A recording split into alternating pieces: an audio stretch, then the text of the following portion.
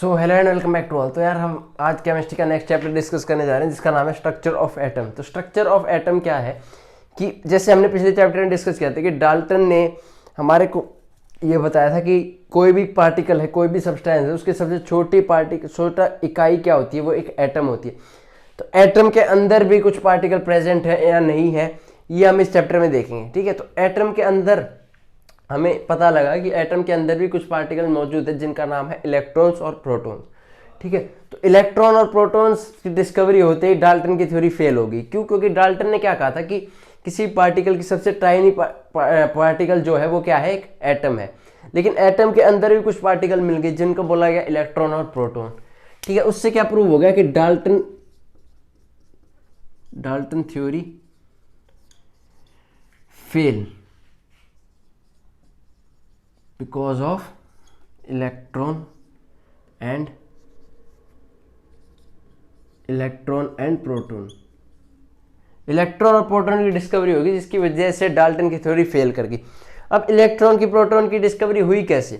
तो सबसे पहले तो आपके साइंटिस्ट आते हैं जे थॉमसन।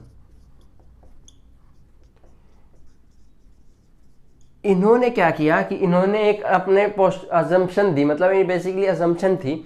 इन्होंने क्या कहा कि जैसे कि आप एक एटम लेते हो, उसके अंदर जो इलेक्ट्रॉन्स हैं वो तो ऐसे डिवाइड हो रखे हैं कि जैसे ये एक एटम है तो इलेक्ट्रॉन जो है वो ऐसे डिवाइड हो रखे हैं, और जो ये बाहर वाला पोर्शन है ये पॉजिटिवली चार्ज है।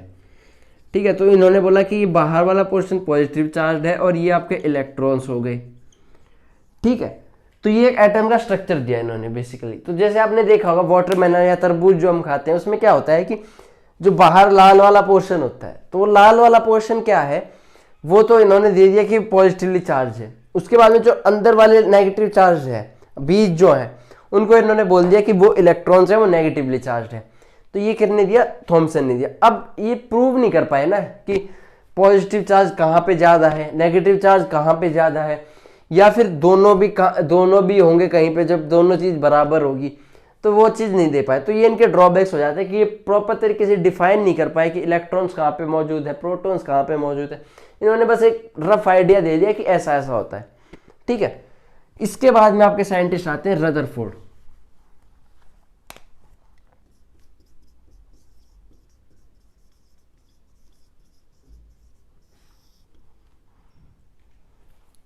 तो रदरफोर्ड ने क्या किया, इन्होंने एक गोल्ड की फॉइल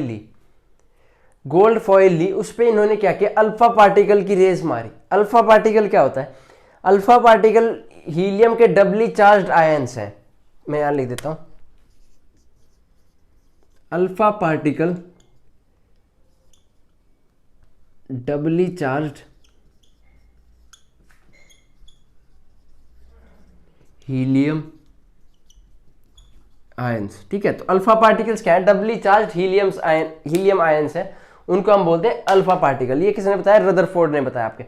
तो रदरफोर्ड ने जब अल्फा पार्टिकल की डिस्कवरी करी, इन्होंने बोला कि अल्फा पार्टिकल की रेज हम एक गोल्ड फॉइल के ऊपर मारते हैं।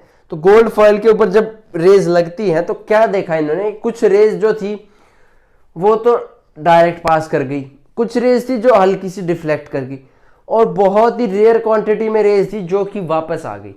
ठीक है, तो इससे क्या पता लगा कि बीच में कुछ पॉजिटिव चार्ज ऐसा है जिसने वापस से पॉजिटिव रेज को वापस रिवर्ट बैक करवा दिया।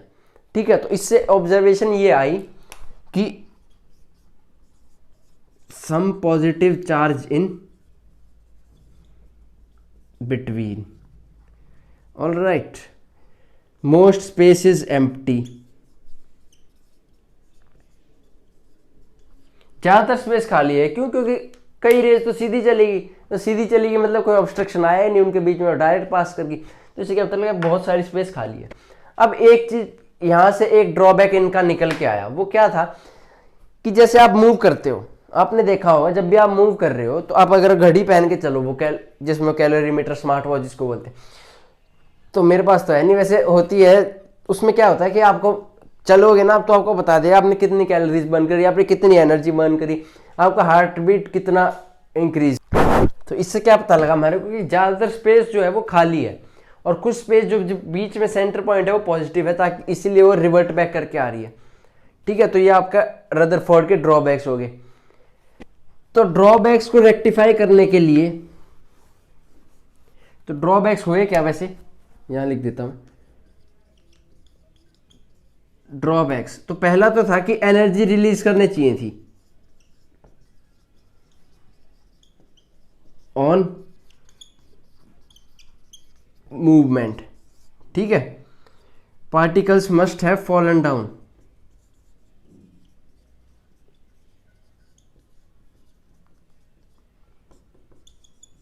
जैसे अगर रोटेट कर रही होती, बार बार रोटेट कर रही होती, तो रोटेट करके अंदर की तरफ गिर जानी थी वो, ठीक है। इससे पता लगता है आपका पार्टिकल्स जो है वो फॉल इनसाइड कर जाते, मतलब कि अंदर गिर जाते हैं अगर वो रोटेट कर रहे होते तो, क्योंकि एनर्जी रिलीज करते करते जैसे हम ऐसे घुमाते ये हाथ में छूट जाता है तो बाहर चला जाता है, तो वही इसमें होना था, वो हो नहीं रहा।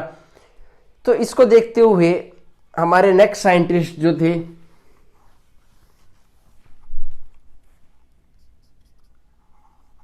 बोहर्स मॉडल ऑफ एटम आता है। इसके बाद बोहर्स ने क्या किया, जैसे कि बोहर ने क्या किया, आपका मान लो उन्होंने क्या बताया कि जो एटम रोटेट कर रहे हैं, जो इलेक्ट्रॉन्स रोटेट कर रहे हैं, इलेक्ट्रॉन जो रोटेट हो रहे हैं वो क्या है, वो एक फिक्स्ड ऑर्बिट्स के अंदर रोटेट कर रहे हैं। फिक्स्ड ऑर्बिट्स में रोटेट करने की वजह से उनके अंदर जो एनर्जी थी वो भी फिक्स रहती है, ठीक है। तो उन्होंने क्या बताया कि इलेक्ट्रॉन्स रोटेट इन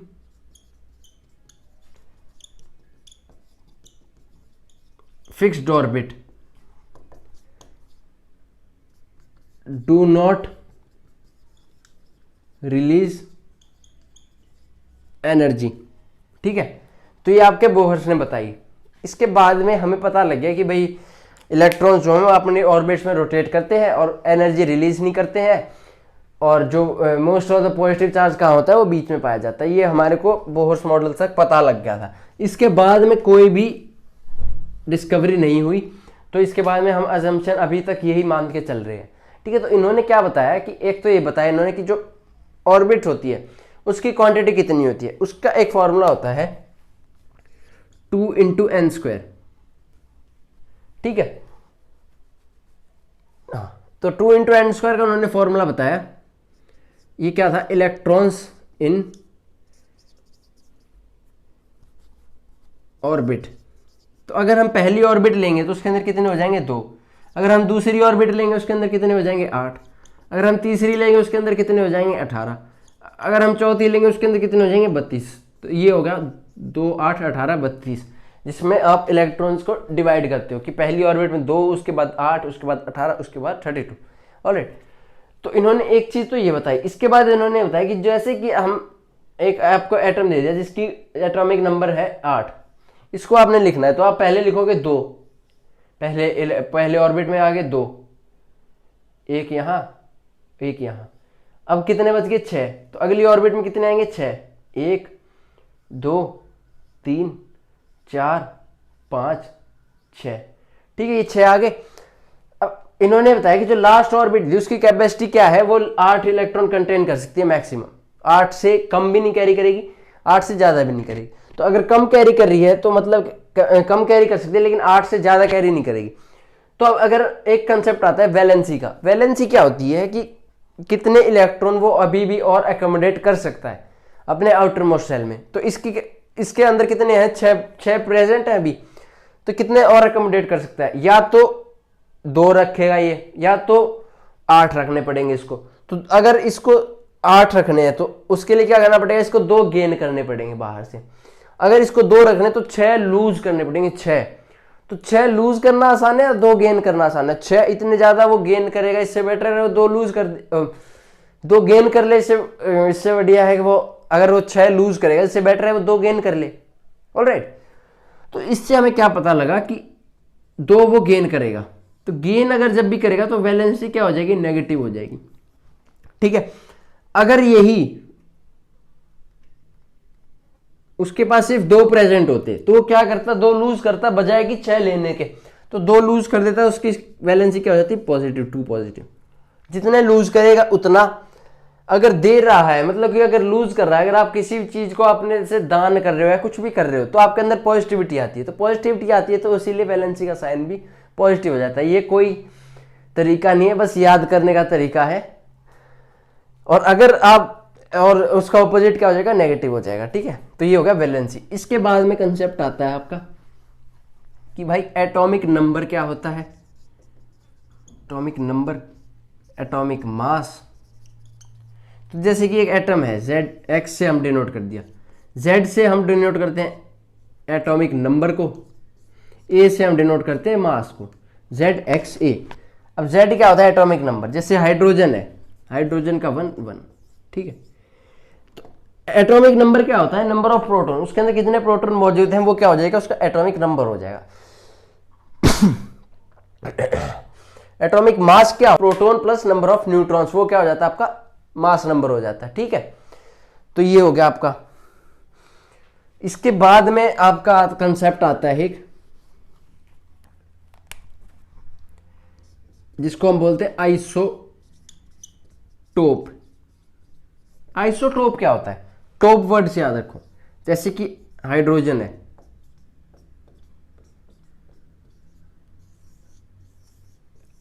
अब मैं बोलूं कि ये तीनों ही हाइड्रोजन है, तो आप बोलोगे हाइड्रोजन का तो एटॉमिक नंबर भी 1 होता है, मास नंबर भी 1 होता है। तो ये क्या है, कुछ हाइड्रोजन के आइसोटोप्स है। आइसोटोप क्या होता है, जिनका एटॉमिक नंबर सेम हो, 1 1 1, लेकिन जो मास नंबर है वो डिफरेंट हो, 1 2 3, तो वो क्या आता है आइसोटोप। टोप मतलब टोप डिफरेंट हो, टोप डिफरेंट हो मतलब मास नंबर डिफरेंट। ठीक है, और क्या है, सेम एटॉमिक नंबर। ठीक है, और क्या है कि जो इनकी केमिकल प्रॉपर्टी होंगी, केमिकल प्रॉपर्टी जो होंगी वो सेम होंगी, फिजिकल प्रॉपर्टी डिफरेंट होंगी। ठीक है, तो फिजिकल केमिकल, इसका क्या कंसेप्ट है, जैसे मान लो कोई भी केमिकल, तो ये हाइड्रोजन ही है, फिजिकली चाहे बर्फ हो या पानी हो या गैस हो, कुछ भी हो, लेकिन है तो हाइड्रोजन ही। तो इसलिए physical property, chemical property same है, फिजिकल प्रॉपर्टी डिफरेंट है। ये आपके होते हैं आइसोटोप्स। आइसोटोप, इनको, ये है हाइड्रोजन के आइसोटोप। हाइड्रोजन का जो 1, जिसका मास नंबर 1 होता है, इसको बोलते हैं प्रोटियम। जिसका 2 होता है इसको बोलते हैं ड्यूट्रियम। जिसका 3 होता है इसको बोलते हैं ट्रीटियम।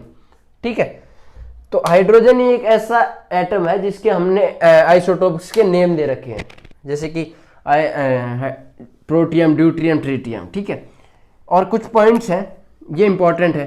जैसे कोबाल्ट है, कोबाल्ट का यूज क्या है, कोबाल्ट के जो आइसोटोप्स होते हैं उनका यूज है कैंसर को ट्रीट करने में। ठीक है, कोबाल्ट के आइसोटोप्स का यूज है कैंसर को ट्रीट करने में। इसके बाद में आपका आता है यूरेनियम। यूरेनियम के आइसोटोप्स का यूज है न्यूक्लियर प्लांट में। ठीक है, यूरेनियम के आइसोटोप्स को जब हम हीट अप करते हैं तो बहुत ज़्यादा एनर्जी रिलीज करते हैं यूरेनियम के आइसोटोप।